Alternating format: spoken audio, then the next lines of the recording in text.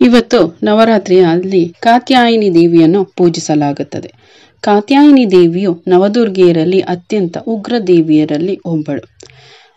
ಅವಳು ದುರ್ಗಾದೇವಿಯ ಅತ್ಯಂತ ಪೂಜ್ಯ ರೂಪಗಳಲ್ಲಿ ಒಂದಾಗಿದೆ ಮತ್ತು ದುಷ್ಟರನ್ನು ನಾಶ ಮಾಡಲು ಹೆಸರುವಾಸಿಯಾಗಿದ್ದಾಳೆ. ಪ್ರತಿಮಾಶಾಸ್ತ್ರದ ಪ್ರಕಾರ ಅವಳು 4 ಕೈಗಳನ್ನು ಹೊಂದಿದ್ದಾಳೆ ಮತ್ತು ಅವಳ ಒಂದು ಕೈಯಲ್ಲಿ ಉದ್ದವಾದ ಕತ್ತಿಯನ್ನು ಮತ್ತು 2 ಕೈಯಲ್ಲಿ ಕಮಲವನ್ನು ಹಿಡಿದಿದ್ದಾಳೆ. ತನ್ನ 4ನೇ ಹಸ್ತವು ಅಭಯ ಮುದ್ರೆಯಲ್ಲಿರುವುದರಿಂದ ತನ್ನ 4ನೇ ಕೈಯಿಂದ ತನ್ನ ಭಕ್ತರನ್ನು ಆಶೀರ್ವದಿಸುತ್ತಾಳೆ.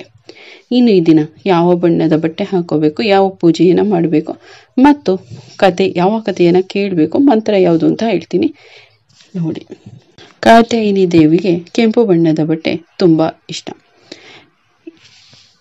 ಈ ಕಾತ್ಯಾಯಿನಿ ದೇವಿಯನ್ನು ಪೂಜಿಸುವುದರಿಂದ ತಾಯಿ ತನ್ನ ಭಕ್ತರನ್ನು ಆಶೀರ್ವದಿಸುತ್ತಾಳೆ ಮತ್ತು ವಿವಾಹಕ್ಕೆ ವಿಳಂಬವಾಗಿರುವ ಕಾರಣದ ಎಲ್ಲ ಅಡೆತಡೆಗಳನ್ನು ನಿವಾರಣೆ ಮಾಡುತ್ತಾಳೆ.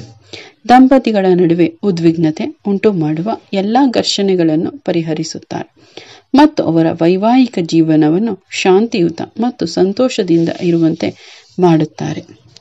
ಜೊತೆಗೆ ಕಾತ್ಯಾಯಿನಿ ಮಂತ್ರವನ್ನು ಪ್ರತಿದಿನ ಪಠಿಸುವುದರಿಂದ ಜಾತಕದಲ್ಲಿರುವ ದೋಷವನ್ನು ತೆಗೆದುಹಾಕುತ್ತಾರೆ. ವೃತ್ತಿಪರ ಜೀವನದಲ್ಲಿ ಕೂಡ ಯಶಸ್ಸನ್ನು ಗಳಿಸಬಹುದು. ಉನ್ನತ ಪರೀಕ್ಷೆಗಳಿಗೆ ಹಾಜರಾಗುವ ವಿದ್ಯಾರ್ಥಿಗಳನ್ನು ಆಶೀರ್ವದಿಸುತ್ತಾಳೆ. ಕಾತ್ಯಾಯಿನಿ ದೇವಿಯ ಬೀಜ ಮಂತ್ರ: ಕಾತ್ಯಾಯಿನಿ ಮಹಾಮಾಯೆ ಮಹಾಯೋಗಿ ನ್ಯಾದೀಶ್ವರಿ ನಂದಗೋಪುಸ್ತಂ ದೇವಿ ಪತಿಂ ಮೇ ಕುರುತೆ ನಮಃ.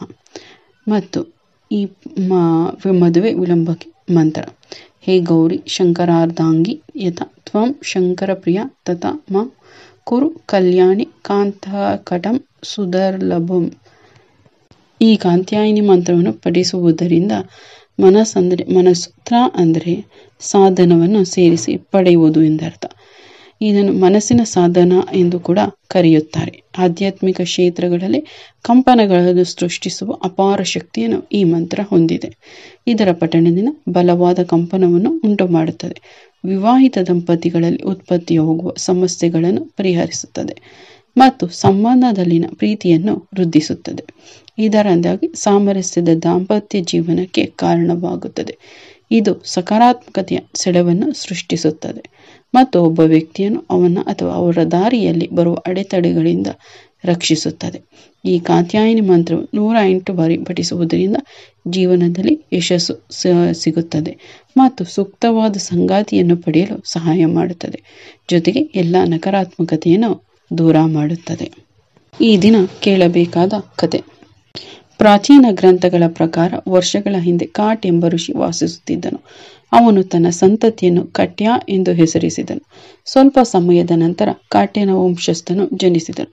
ಅವನು ಋಷಿ ಕಾತ್ಯಾಯನ ಎಂದು ಕರೆಯಲ್ಪಟ್ಟನು. ಋಷಿ ಕಾತ್ಯಾಯನಿಗೆ ಮಕ್ಕಳಿರಲಿಲ್ಲ. ಅವನು ಸಾಕಷ್ಟು ತಪಸ್ಸು ಮಾಡಿದನು ಮತ್ತು ದೇವರುಗಳನ್ನು ಪೂಜಿಸಿದನು ಮತ್ತು ಮಗುವನ್ನು ಪಡೆಯಲು ಪ್ರಾರ್ಥಿಸಿದನು. ಆ ಅವಧಿಯಲ್ಲಿ ದುಷ್ಟಶಕ್ತಿ ಮಹಿಷಾಸುರನು ಬಹಳಷ್ಟು ತೊಂದರೆಗಳನ್ನು ಉಂಟು ಮಾಡುತ್ತಿದ್ದನು ಮತ್ತು ದೇವತೆಗಳಿಗೆ ಬಹಳಷ್ಟು ತೊಂದರೆಗಳನ್ನು ಕೊಡುತ್ತಿದ್ದನು. ಅವರ ಕಿರುಕುಳ ಹಂತವಾಗಿ ವಿಸ್ತಾರವಾಗುತ್ತಿತ್ತು. ಮಹಿಷಾಸುರನನ್ನು ಅಂತ್ಯಗೊಳಿಸಲು ಮಾರ್ಗವನ್ನು ಹುಡುಕಲು ದೈವಿಕ ಜೀವಿಗಳು ವಿಷ್ಣುವಿನ ಕಡೆಗೆ ತೆರಳಿದರು. ವಿಷ್ಣುವಿನ ಆಜ್ಞೆಯಂತೆ ಶಿವ ಮತ್ತು ಬ್ರಹ್ಮ ಅವನೊಂದಿಗೆ ಹೋದರು ಮತ್ತು ಅದರ ನಂತರ ತ್ರಿಮೂರ್ತಿಗಳು ಅಂದರೆ ವಿಷ್ಣು, ಶಿವ ಮತ್ತು ಬ್ರಹ್ಮ ಜ್ವಾಲೆಗಳನ್ನು ಹರಡಿದರು. ಈ ಜ್ವಾಲೆಗಳು ಕಾತ್ಯಾಯಿನಿ ದೇವಿಯ ರೂಪವನ್ನು ಪಡೆದುಕೊಂಡವು. ಕಾತ್ಯಾಯಿನಿ ದೇವಿಯು ಕಾತ್ಯಾಯನ ಋಷಿಯ ಮಗುವಾಗಿ ಜನಿಸಿದ ಕಾರಣ ಆಕೆಗೆ ಕಾತ್ಯಾಯಿನಿ ಎಂದು ಹೆಸರಿಸಲಾಯಿತು. ಕಾತ್ಯಾಯಿನಿ ದೇವಿಯು ದುಷ್ಟಶಕ್ತಿಗಳನ್ನು ತೊಡೆದುಹಾಕಲು ಜನಿಸಿದಳು ಮತ್ತು ಯೋಧಳಾಗಿದ್ದಳು.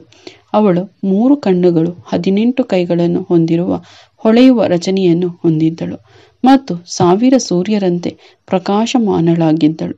ರಾಕ್ಷಸ ಮಹಿಷಾಸುರನನ್ನು ಕೊಲ್ಲಲು ಎಲ್ಲಾ ದೇವತೆಗಳು ಕಾತ್ಯಾಯಿನಿ ದೇವಿಗೆ ಶಸ್ತ್ರಾಸ್ತ್ರಗಳನ್ನು ಉಡುಗೊರೆಯಾಗಿ ನೀಡಿದರು.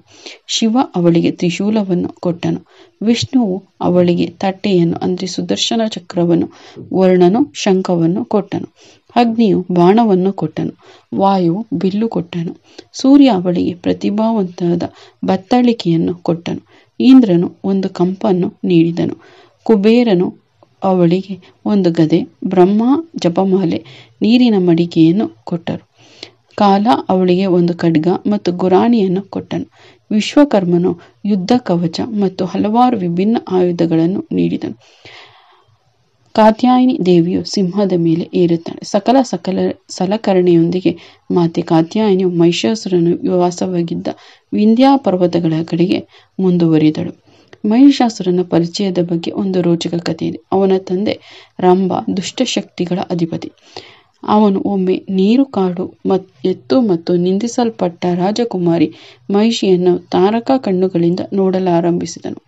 ಮಹಿಷ ಎಂಬುದು ಕಾಡು, ಎತ್ತು ಎಂಬುದಕ್ಕೆ ಸಂಸ್ಕೃತ ಪದ. ರಂಭ ಮತ್ತು ಮಹಿಷಿಯರ ಸಹವಾಸದಿಂದ ಮಹಿಷಾಸುರನನ್ನು ಕಲ್ಪಿಸಲಾಯಿತು.